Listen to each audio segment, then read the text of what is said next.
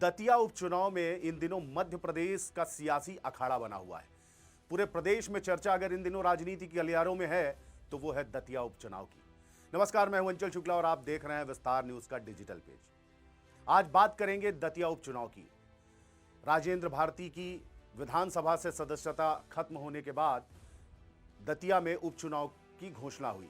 6 तारीख को अधिसूचना लगी, 30 जुलाई को वहां पर मतदान होने हैं और 3 तारीख को नतीजे आने हैं। ऐसे में ऐसा माना जा रहा है कि भारतीय जनता पार्टी की तरफ से नरोत्तम मिश्रा को ही प्रत्याशी बनाया जाना है। ऐसा लगभग तय भी है, अब सिर्फ औपचारिक ऐलान बाकी है। वहीं अगर बात करें कांग्रेस की, तो कांग्रेस यहां पर राजेंद्र भारती की पत्नी शोभा भारती या उनके पुत्र अनुज भारती को भी अपना प्रत्याशी बना सकता है। लेकिन विश्वस्त सूत्रों की माने तो एक ही प्रत्याशी का नाम दिल्ली एआईसीसी भेजा गया है, जिसमें शोभा भारती का नाम। महिला कार्ड खेलने की फिराक में है कांग्रेस, लेकिन कांग्रेस ने गजब की फुर्ती दिखाई। चुनाव आयोग ने जैसे ही दतिया उपचुनाव की तारीखों का ऐलान किया, वैसे ही जीतू पटवारी जो कि प्रदेश अध्यक्ष हैं, पूर्व मुख्यमंत्री दिग्विजय सिंह सहित तमाम बड़े नेता ग्वालियर जा पहुंचे, कार्यकर्ता सम्मेलन किया। जाहिर सी बात है कि कार्यकर्ताओं के साथ मिलकर के प्रत्याशी चयन को लेकर राजसुमारी की और उसके बाद जो नाम निकल कर आया वो शोभा भारती का है। शोभा भारती अपने पति राजेंद्र भारती का राजनीति में हाथ बटाती आई हैं, पर्दे के पीछे रह के काम करती आई हैं। वो पढ़ी लिखी सुशिक्षित महिला हैं। ऐसे में कांग्रेस पार्टी पूरी तरीके से उन पर भरोसा जता सकती है। लेकिन अगर वहीं पर बात करें भारतीय जनता पार्टी के प्रत्याशी नरोत्तम मिश्रा की, जो कि 2023 के विधानसभा चुनाव में 7,742 वोटों से चुनाव हारे थे, एक बार पार्टी उन पर फिर विश्वास जता सकती है। हम ऐसा क्यों कह रहे हैं कि नरोत्तम मिश्रा पर ही भारतीय जनता पार्टी दांव लगाएगी? वो इसलिए कह रहे हैं क्योंकि आप देखिए, नरोत्तम मिश्रा जब 2023 में चुनाव हारे, उसके बावजूद भी उनके जलवे में कोई कमी देखने को नहीं मिली। चाहे वो उनकी सुरक्षा व्यवस्था को लेकर हो, चाहे वो उनके बंगले को लेकर हो। इसके अलावा भी प्रदेश और प्रदेश के बाहर की भी जो कमेटियां भारतीय जनता पार्टी की बनी, उसमें अलग अलग जिम्मेदारी उन्हें दी गई।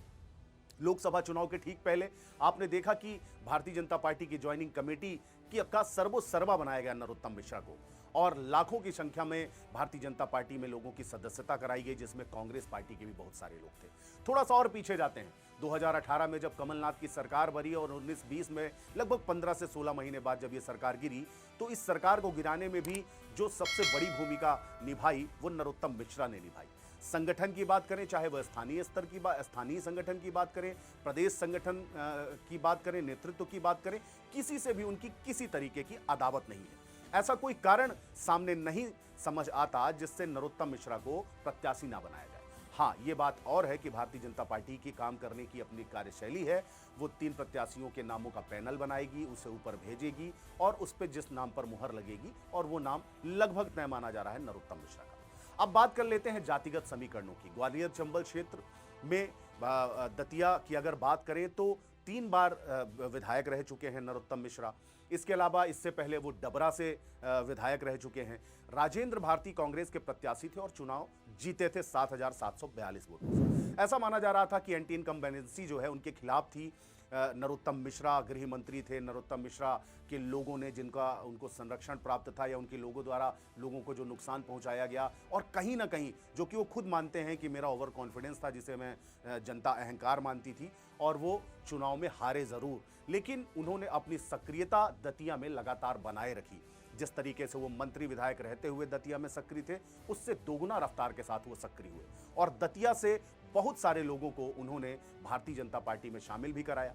और अब जबकि चुनाव की तारीखों का ऐलान हो चुका है, उनके बंगले में जमी भीड़ इस ओर इशारा करती है कि उन्होंने तैयारी शुरू कर दी। अब 30 तारीख को मतदान होने हैं।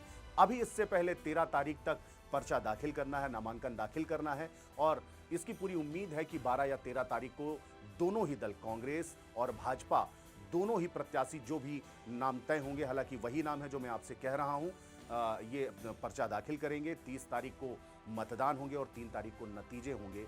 जब नतीजे आएंगे तब पता चलेगा कि दतिया का दिल किसने जीता, जनता का जनादेश किसे मिला। और भी राजनीतिक खबरों से जुड़े रहने के लिए, जानने के लिए देखते रहिए विस्तार न्यूज।